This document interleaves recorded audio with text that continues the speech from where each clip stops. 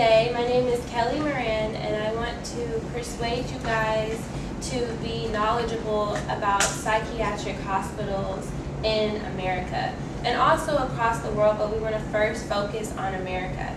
I say psychiatric hospitals and facilities because firsthand, I'm not going to name the type of hospital, but what I've seen, what patients go through who are mentally ill.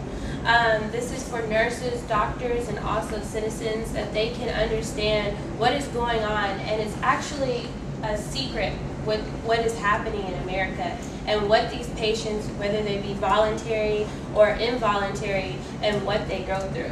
This says, what does it mean to be mentally ill in America? A lot of psychiatrists are defining mentally ill as if you're having depression, bipolar, if you're schizophrenic, and schizophrenia is happening even at the early ages of 4 years old and 5 years old. A lot of Harris County hospitals now admit kids as young as 4 into the hospital without being with their parents and staying overnight or for an extended amount of time.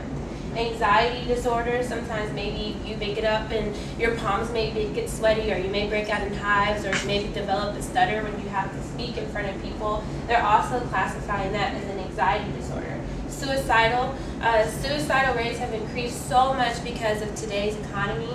A lot of people are showing up, even kids, even older adults, even elderly people are becoming more and more suicidal every day.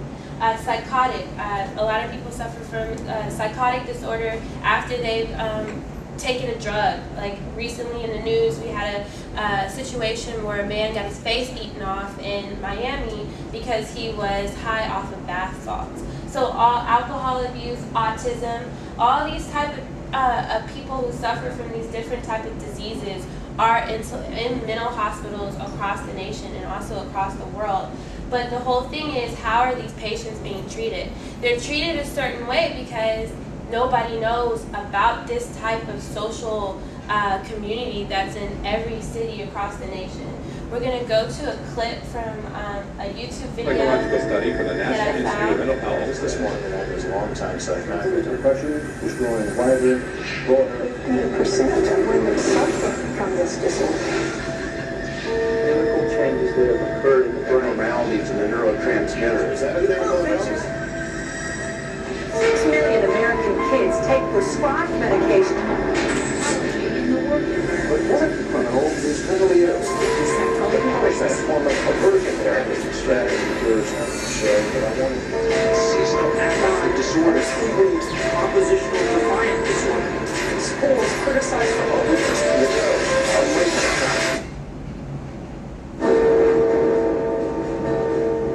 Everywhere you look, there it is. Think psychiatry has nothing to do with you? Think again. The whole field of psychiatry has gotten into every facet of your life.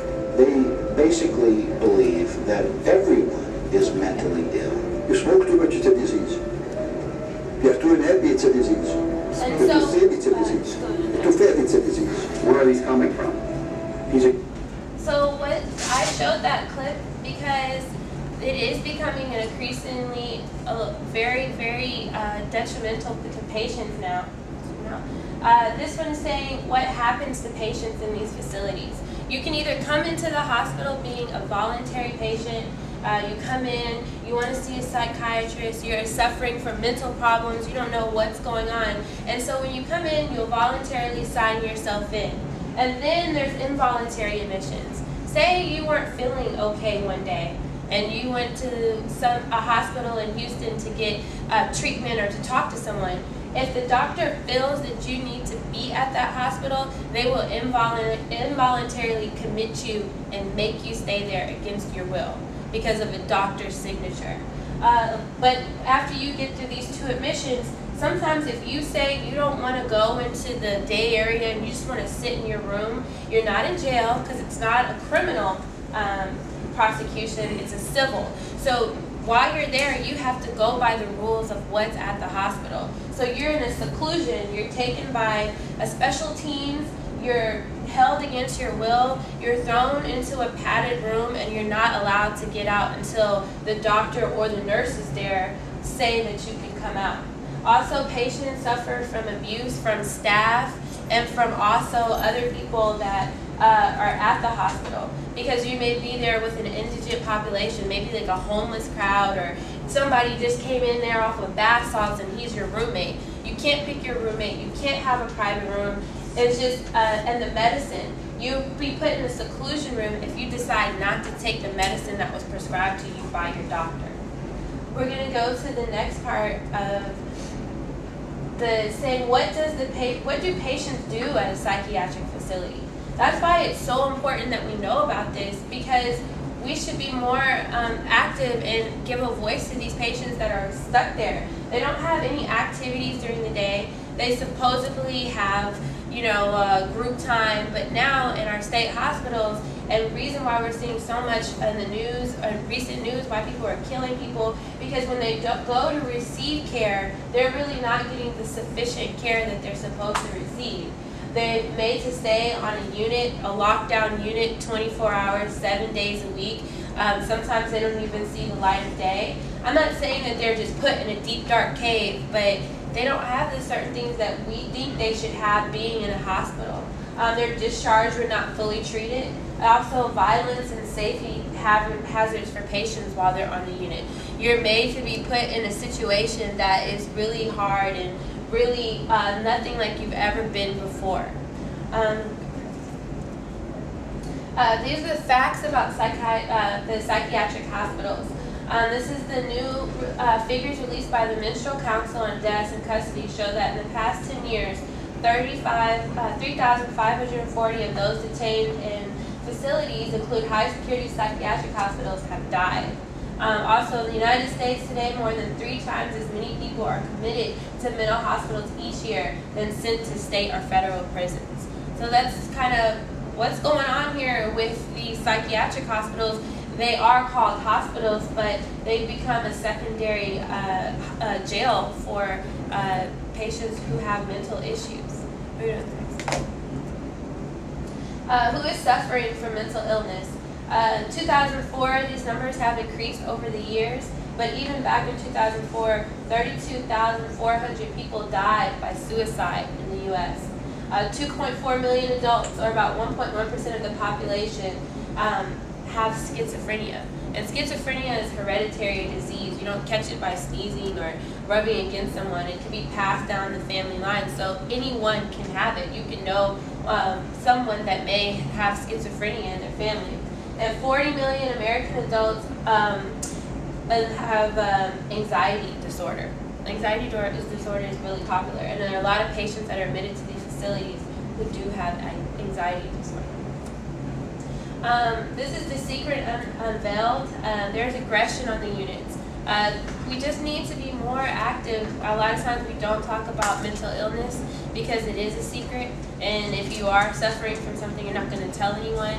But we really need to understand what's going on that's right down the street or next door, because it's increasing and it's becoming alarming, and it's saying, like, if you don't want someone to be mentally ill, but when they do go try to gain help and they do go to these facilities, sometimes they leave worse than they were.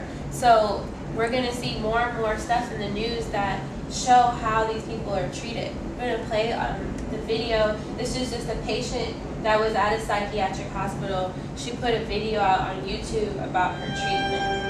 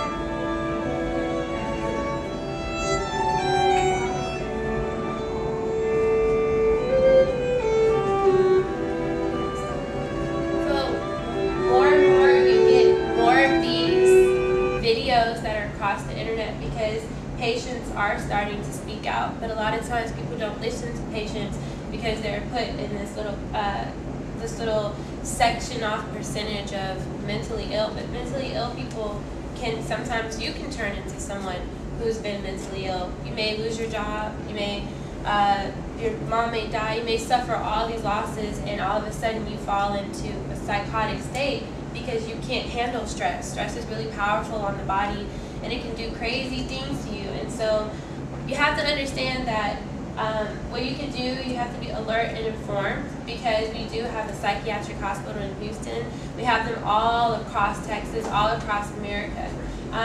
We have to demand more education for nurses and doctors. Some of us, this being a health class, one day you may be a nurse, but you have to understand the type of care for getting into that field, or if you come across that patient in the nursing room, what you're dealing, because that is someone's brother, someone's mother, someone's grandmother, someone's sister. You have to understand that there are things that are happening, and we can't allow state representatives or the government to cut these the budget for psychiatric facilities. But if they're going to receive this money, we have to demand a higher quality of care for patients.